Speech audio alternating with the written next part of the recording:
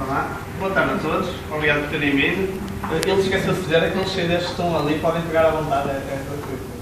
Não precisam pagar. Pronto, vou começar por apresentar o movimento Zeitgeist e depois vou falar então, como o Fábio disse, sobre o que é que nós entendemos o que é a educação e a importância do ambiente em que vivemos. Ora, para quem não conhece, eu sei que há aqui gente que ainda não tinha ouvido falar ou conhece assim só por algo.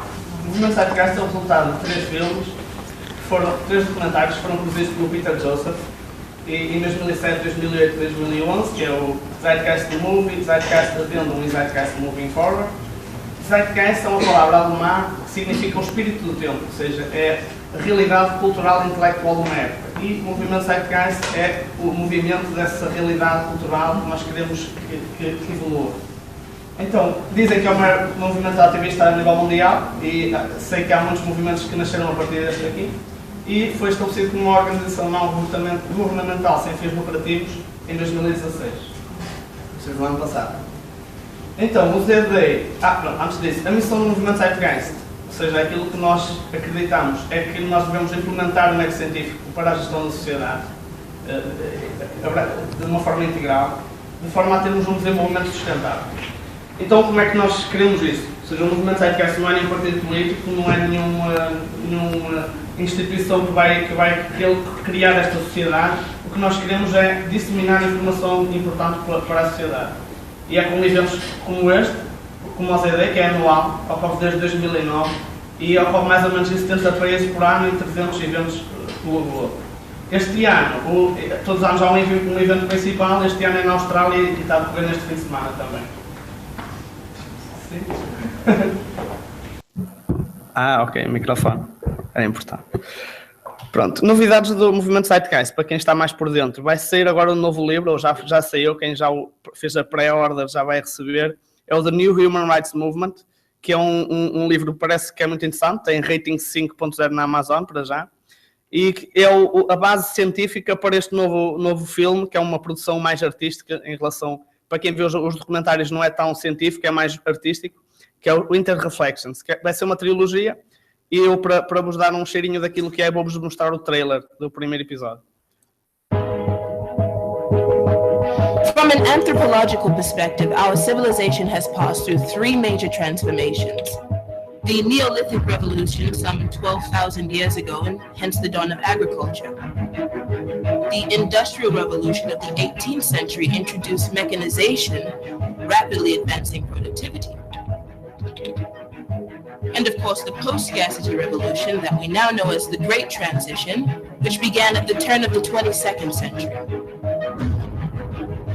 I would describe the pre-transition period as a race between human wisdom and complete societal catastrophe, which is what happens when a technologically advanced culture isn't mature enough to understand the nature of its own power. It's easy for us to look back and wonder how the insanity of that time went on for as long as it did. I mean, here we were as a species sitting on vast scientific potentials to ease social stress, improve public health, and find harmony with our habitat. And yet, our cultural baggage is so great. Loyalties to bogus political, religious, and economic philosophies so strong that we barely made it to the more stable world today. And how did we get to this great transition? Well, it was by the drama. The traditional avenues of that world's so-called democracy certainly provided no such route. It will take the rise of a kind of apolitical subculture. A subculture existing far outside of the dominant establishments to help guide our civilization in the right direction. And I must say, it is quite the story.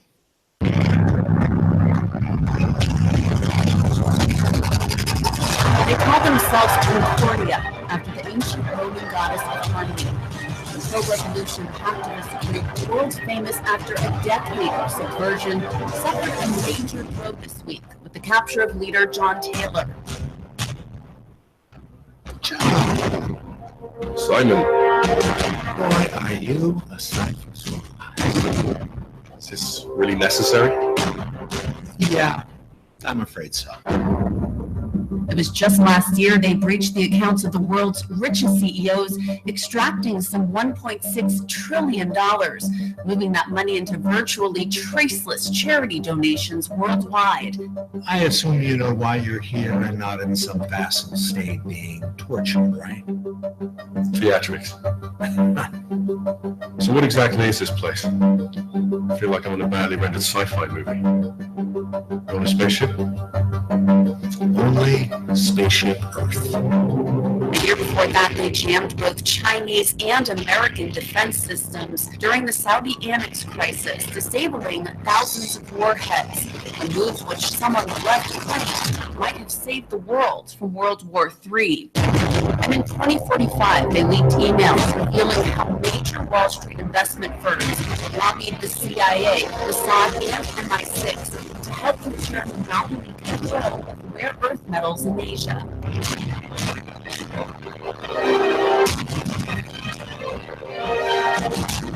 We agree this is unprecedented to have a designated terrorist group under the pop culture fascination with public support of their anti-government and anti-corporate actions. Their published manifesto has been downloaded hundreds of millions of times to thousands of supporting groups out there in social media. Pronto, podem acender a luz. Isto continuava, mas é muito grande, então. Pronto. Como podem ver, isto fala de um futuro utópico em que o presente, a crise que nós temos agora já foi ultrapassada, nosso presente distópico, e será uma história sobre isso. Ainda não sei, ninguém sabe bem como é que vai ser, porque ainda não sei, sai teoricamente este ano.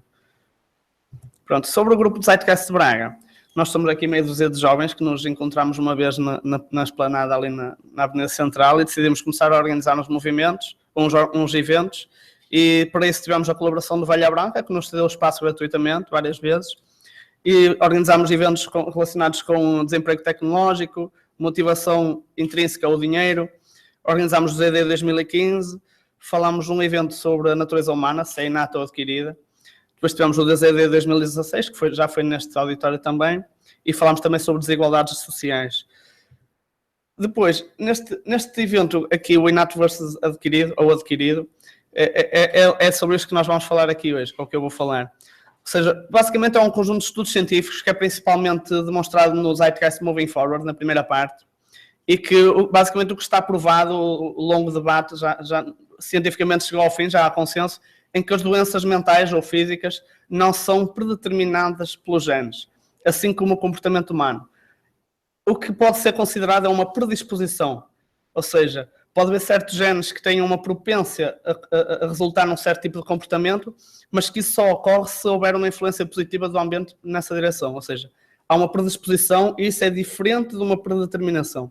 Isto é válido para doenças como o cancro ou outras, mas também para o comportamento, por exemplo, fizeram estudos com criminosos violentos, entre outros, e não há um gene que determine, pode haver uma predisposição. Ou seja, fala-se também da importância de efeitos epigenéticos, ou seja, são efeitos que estão antes da genética, ou seja, o ambiente é que proporciona alterações ao código genético ao longo da vida, principalmente no útero, e também a importância da maleabilidade do nosso cérebro, ou seja, as nossas conexões cerebrais são formadas pelo ambiente em que nós vivemos desde a infância, desde o útero até quase até a nossa morte. E eu vou falar disso mais à frente um bocado. Vou apresentar aqui um bocadinho um excerto do Zeitgeist Moving Forward, e é só 2 minutinhos para terem uma ideia e para vos deixar curiosos também para verem.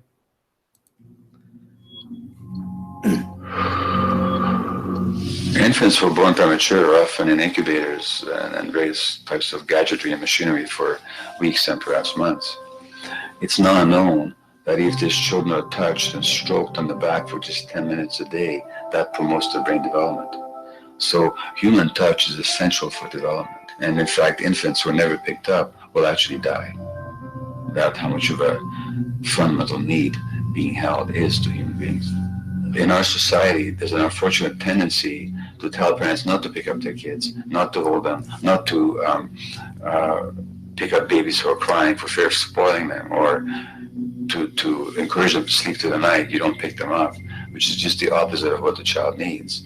And these children might go back to sleep because they give up and their brains just shut down as a way of defending against the vulnerability of being abandoned really by their parents, but their implicit memories will be that of a world that doesn't give a damn. A lot of these differences are structured very early in life. In a way, if you like, the parental experience of adversity, how tough life is or how easy it is passed on to children, whether through maternal depression or parents being bad-tempered with their kids because they've had a hard day or just being too tired at the end of the day. And these have very powerful effects, programming children's development, that we know a lot about now. But that early sensitivity isn't just an evolutionary mistake. It exists again in many different species. Even seedlings, there's an early adaptive process to the kind of environment they're growing up in. But for humans, the adaptation is to the quality of social relations. And so early life, how nurturing or how much conflict, how much attention you get, is a taster of the kind of world you may be growing up in. Are you growing up in a world where you have to fight for what you can get, watch your back, fend for yourself, learn not to trust others? Or are you growing up in a society where you depend on reciprocity, mutuality, cooperation, where empathy is important, where your security depends on good relations with other people? And that needs a very different emotional and cognitive development. And that's what the early sensitivity is about. And parenting is almost, quite unconsciously, a system for passing on that experience to children, of the kind of world they're in.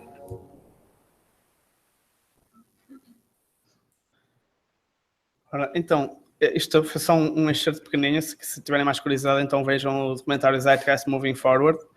Pronto, eu vou falar aqui de algumas outras coisas que não estão aqui, mas também acho que são importantes.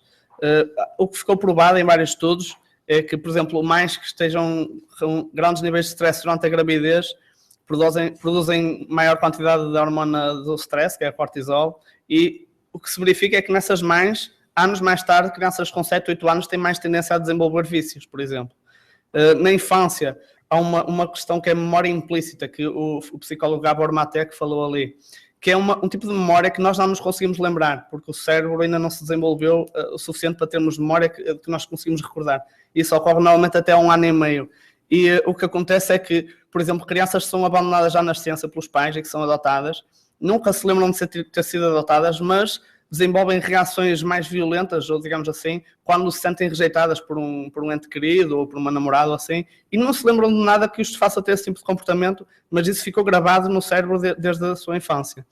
Por exemplo, há traumas, isto já em crianças, por exemplo, mais velhos, que quando em estudos em que crianças sofreram esses traumas, principalmente foi estudos de um senhor que não apareceu aqui, mas também falou neste documentário, que estudou os criminosos mais violentos que na América que existiram, os serial killers, entre outros, e que basicamente essas pessoas que foram elas próprias vítimas de grandes traumas na infância, e o que ficou provado é que quando há esses tipos de traumas, que as pessoas têm mais dificuldades em confiar no próximo, nas relações que têm com os seus mais próximos, têm dificuldades em entregar-se ou ser vulneráveis com essas pessoas, isolam-se mais e têm mais inseguranças, numa idade mais avançada. E há um termo depois falado que é a neurobiologia interpessoal, que é a estrutura do nosso cérebro, ou seja, as conexões e as nossas sinapses, basicamente aquilo que nós somos, é fabricado em função das nossas relações sociais com os nossos mais próximos. Ou seja, a família, o grupo de amigos, isso define a composição do nosso cérebro e em fundo, aquilo que nós somos. E basicamente isto não é novidade nenhuma, o ambiente é muito importante e eu pus aqui 2 exemplos, os políticos e a publicidade já usam isso a favor deles. Temos aqui um político a dizer que está a dizer a verdade, mas está a mentir, não é? E basicamente eles usam estratégias como nós vimos agora recentemente o Trump a usar o medo como uma arma e isso usa os nossos circuitos cerebrais. Se nós formos educados para ter medo, esse medo é aproveitado por eles. E tem aqui a publicidade, claro, não façam apenas marketing, façam neuromarketing. Ou seja, usem o método de funcionamento do cérebro. Por exemplo, é comum ver nas publicidades gente bonita, conteúdo mais erótico, entre aspas, e isso utiliza o nosso funcionamento do cérebro. Então, basicamente, o que se conclui depois desta análise é que há um conjunto de necessidades básicas para se formar um ser humano positivo.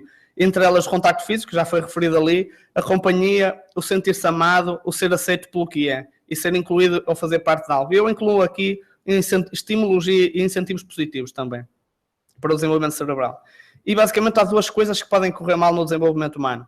É acontecer aquilo que não devia, e isso é fácil de perceber, são os tais traumas, a violência física ou verbal, entre outros, ou então não acontecer aquilo que devia. E isso vai ser um bocado abordado daqui a pouco, acho que pela Filipa. Por exemplo, há a questão do abandono proximal, que é quando os pais estão sempre presentes, mas na realidade não estão no telemóvel ou a ver televisão, ou seja, não há uma conexão emocional, apesar de estarem fisicamente presentes. Pronto, há muitos efeitos aqui. Ou seja, mas há aqui uma questão que normalmente as pessoas, depois, quando uma pessoa fala de educação e de possíveis erros na educação, as pessoas entram na defensiva. E dizem assim, mas eu criei os meus filhos iguais e eles são diferentes, ou então eu e o meu irmão somos muito diferentes e tivemos a mesma educação.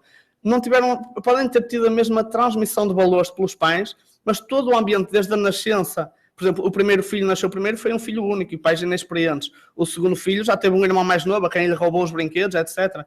Os sons que ouviram, as temperaturas que sentiram, o clima, os professores foram diferentes, ou seja, todo o ambiente foi diferente. Ou seja, é importante perceber a diferença entre transmissão de valores e a influência do ambiente. E nós aqui também não queremos entrar numa onda de culpabilização. Não estamos aqui para culpar professores ou educadores. Nós estamos aqui apenas constatar a importância do ambiente para o desenvolvimento humano. E isto é uma tarefa científica. A ciência não escolhe aquilo que é bom ou que é mau, é o que é. E percebendo que as pessoas são fruto do meio ambiente em que viveram, não adianta entrar em culpabilização porque nós entramos mais em compreensão. Ou seja, percebemos uma relação causa e efeito daquilo que aconteceu naquela pessoa para ela se tornar assim e também percebemos que ela foi fruto de um ambiente que os pais dela tiveram, que por sua vez tiveram os pais que são avós. Ou seja, não adianta entrar em culpabilizações, é preciso compreender as relações de causa e efeito e a importância do ambiente.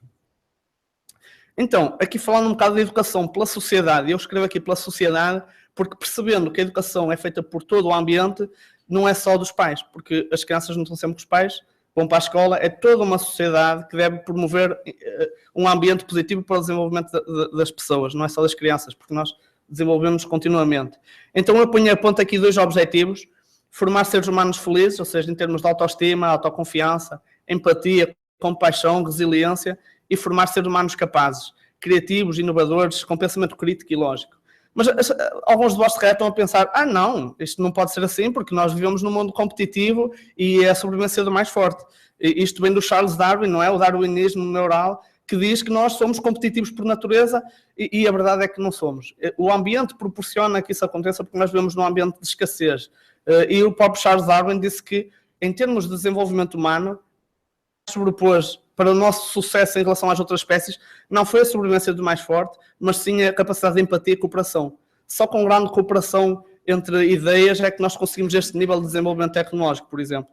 E ponho aqui uma pequena partida para vocês. A ciência não escolhe os resultados, como eu tinha dito. É o que é e não há um juízo de valor. Eu digo aqui a ciência não é a ciência, é aqueles estudos manhosos que são feitos para ter um objetivo. Isso, na realidade, não é ciência. A ciência é que se questiona constantemente a si própria e tenta se provar errada e que parte do princípio que mais tarde ou mais cedo vai haver uma nova teoria que vai provar que agora estamos enganados e que pode ser melhorada. Então, vou falar aqui um bocado também da escola enquanto instituição. A escola, como alguns devem saber, foi criada na altura da Revolução Industrial, como existe hoje, a escola pública. E foi feita à imagem do mundo fabril. Ou seja, no fundo, na altura, a escola foi feita para criar funcionários de empresas, ou empregados. E tem um conjunto de similaridades, podem ver. As pessoas estão em lugares fixos, não se podem mexer nem falar, estão lá 8 ou mais horas por dia, tem pequenos intervalos que são determinados por uma campainha que toca, não é? Igualzinho nas fábricas e nas escolas. Tem uma cantina para os alunos e para os trabalhadores. Todos são tratados de igual forma, até tem um uniforme, não é? Agora já não há tanto nas escolas, mas antes havia, foi assim que começou. E basicamente há uma competição intrínseca entre os alunos ou os trabalhadores pela sua performance, que é avaliada, não é? E depois aqueles que ficam para trás, os mais fracos, são rotulados na escola, são os burros, não é? E que não sabem estudar ou que são preguiçosos e chumbam de ano, no fundo. Nas fábricas são despedidos e são os preguiçosos também. Há aqui a questão do desemprego, diz-se muito que os que não trabalham são os preguiçosos e não é essa a realidade, mas isso é outro tema. Pronto. mais coisas sobre a escola que é importante referir. No fundo, nós temos uma escola para testes e há uma resposta certa e não podes olhar para o lado, ou seja, não há espaço para criatividade nem para cooperação. E depois há uma questão muito, muito cómica e que é quase ridícula, basta saber 50% para passar. Não precisas, só precisas saber metade, não é preciso saber tudo. E podes chumbar até algumas disciplinas e passa-se de ano na mesma. Ou seja, este sistema não faz sentido nenhum. E depois, como se não fosse suficiente os alunos estarem 8 horas ou mais na escola, supostamente lá introduzem toda a matéria que devem saber, não é suficiente e é preciso ir para casa fazer trabalhos de casa. Quase nem há tempo para brincar, nem para estar com os pais ou outros tipos de atividades. Há também um desprezo enorme pelas artes e ensina montes de matéria que não serve para nada, inútil. Por exemplo, eu agora sei calcular a energia de um fóton que sai de um átomo por uma radiação incidente e sei calcular a frequência dessa coisa, sei a fórmula quadrática, como resolver montes de problemas e isso não me serve para nada depois na minha vida profissional. E depois não ensina coisas que são essenciais, como por exemplo os direitos humanos. Basicamente são aqueles nossos direitos. Não é ensinado na escola. Como é que é possível? As leis de um país, a política, só depois de acabar a universidade é que percebi concretamente o que era a esquerda e a direita na política. Porquê é que não é ensinado isto? Não ensinam a fazer IRS ou questões económicas básicas. E depois aqui também outra questão importante que é na onda da culpabilização. Os professores às vezes são, nestes debates, vão para um extremo e os pais para o outro, e há aqui uma enorme culpa dos pais, culpa dos professores. Isso não adianta. Os professores também são vítimas neste processo. São desrespeitados e culpabilizados pela sociedade, são avaliados pelo sucesso de alunos e vejam esta incoerência. E a progressão de carreira deles depende dessa avaliação dos alunos. Ou seja, eles têm que dar boas notas para eles progredirem na carreira, ou seja, as notas são automaticamente inflacionadas. E eu conheço pessoas que já fizeram isso e certamente aqui alguém já conhece também. Depois as turmas são demasiado grandes, é impossível dar uma atenção individual que é necessária para um aluno para perceber como é que é o ritmo de desenvolvimento dele com turmas tão grandes. E há outra questão também, a mobilidade forçada nessa carreira, é o famoso estágio, e eu conheço alguns que estão em mobilidade já há 10 anos, ou seja, até quando é o início da carreira. Não há efetivações, entre outros. E depois tem uma burocracia imensa para chumbar um aluno, por exemplo, ou para justificar uma falta. É tudo um conjunto de burocracias que se desligam o professor da sua verdadeira missão, que é ensinar e conectar com as crianças. Concluindo, o ambiente nos dias de hoje. As necessidades básicas são preenchidas das pessoas que vimos anteriormente, não são, obviamente. A sociedade, no geral, ignora a ciência do desenvolvimento humano. Há uma série de dogmas e de preconceitos estabelecidos por aí. E temos uma cultura individualista, competitiva, violenta e destrutiva. Nós temos consciência disso, não é preciso explicar muito. E, além disso, nós vemos uma destruição ambiental contínua, uma sociedade cada vez mais dividida, não é? Nós vemos agora a extrema-direita, entre aspas, ou a xenofobia a ganhar terreno, infelizmente, e vemos uma economia em declínio que está cada vez mais em crises sucessivas e os economistas estão a apontar que daqui a bocado vem outra crise ainda maior que as anteriores todas juntas. Ou seja, isto tudo está um caos. Resumindo, então eu não ia apresentar só os problemas sem apresentar uma solução. E a principal solução que eu proponho aqui hoje são vocês aí. Se cada um de nós temos que nos revoltar perante o estado das situações, temos que nos tornar ativistas e tentar mudar, fazer alguma coisa de importante para a sociedade. Não nos vamos deixar entrar no ritmo do dia-a-dia de trabalhar casa. Vamos tentar ter alguma motivação na nossa vida, sentir um propósito, um objetivo para nos preenchermos. E por isso nós precisamos de vocês que passem estas mensagens aos vossos colegas, aos professores que conhecem, aos pais que conhecem, aos filhos também, e que tentem espalhar estas mensagens. E pronto, obrigado pela vossa atenção.